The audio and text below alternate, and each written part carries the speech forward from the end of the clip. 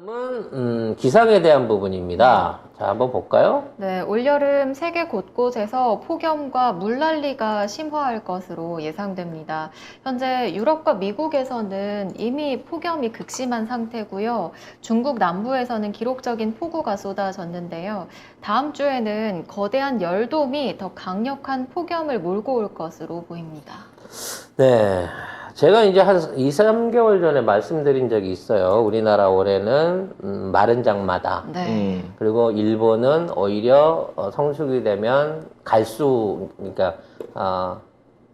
현상, 그러니까 비가 안 내리는 현상이 올 거다라는 가뭄. 얘기를 들었죠. 근데 지금 이제 요즘은 물난리야. 장마도 시작되기 전에 네. 5, 6월 물난리를 열심히 겪고 있어요.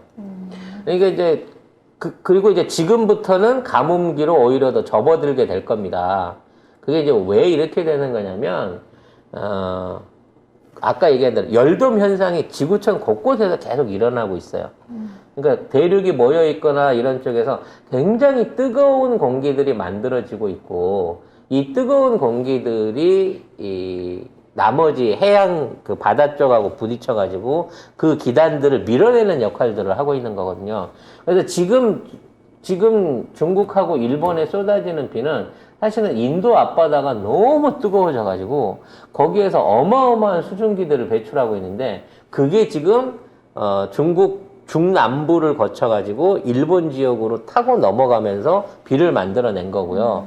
일본에 계속해서 비가 내리는 거는 북태평양 고기압이 러시아 쪽에서 또 내려와가지고 그 흐름을, 속도를 방해를 하고 있어요. 그러니까 구름대가 거기 껴갖고 안 빠져나가는 단계라는 거죠.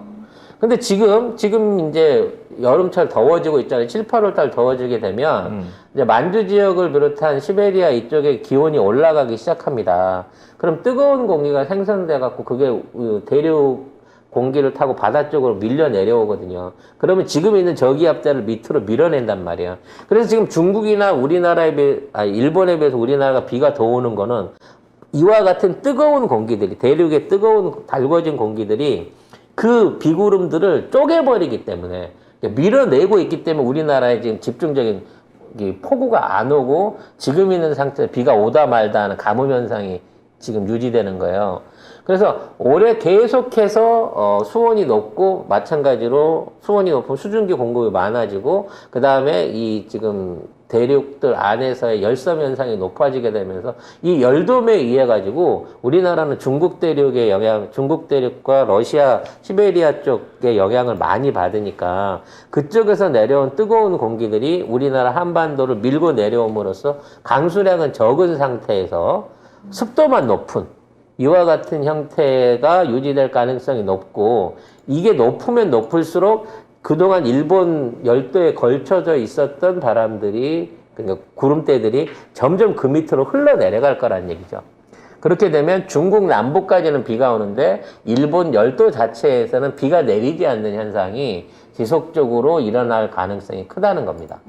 문제는 우리는 인도양이라고 하는 커다란 수원 공급원을 갖고 있어요.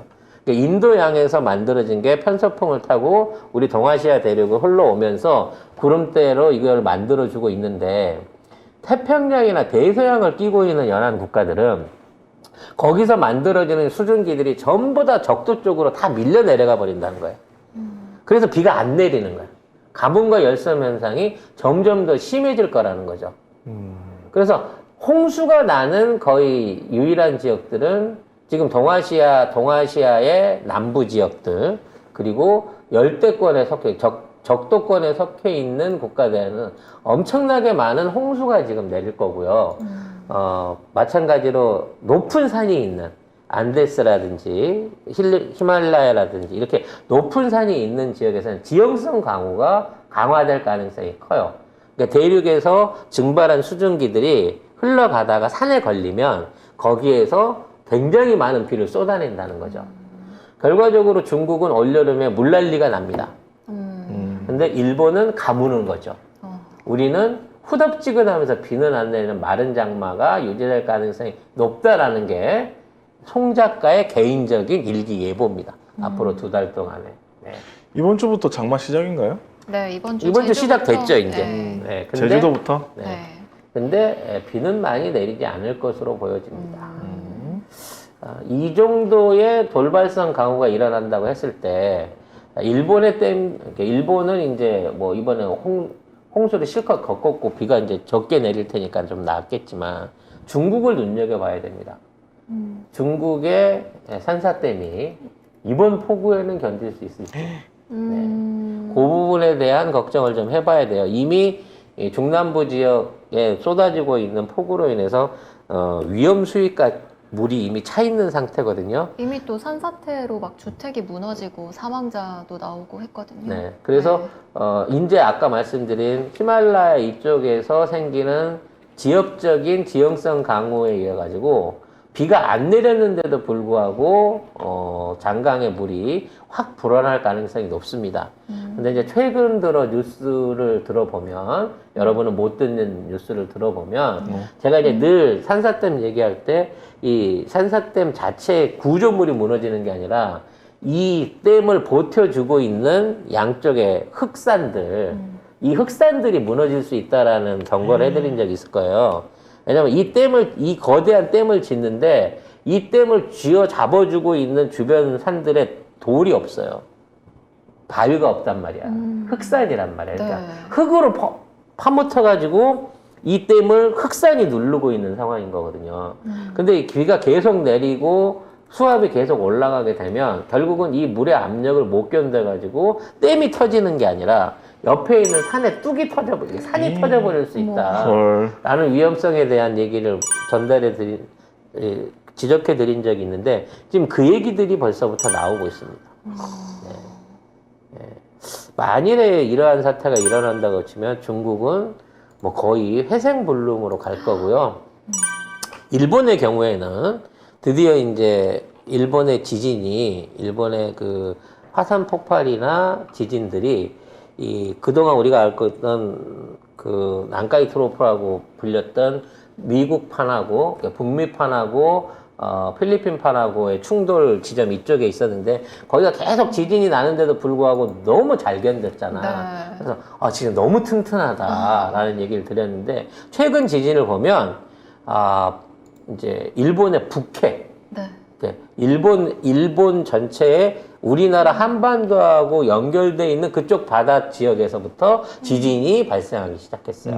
엊그제 6.5 수준의 지진이 발생을 했는데 네. 그 발생 위치가 남쪽이 아니고 이 대륙판이 아니고 북쪽.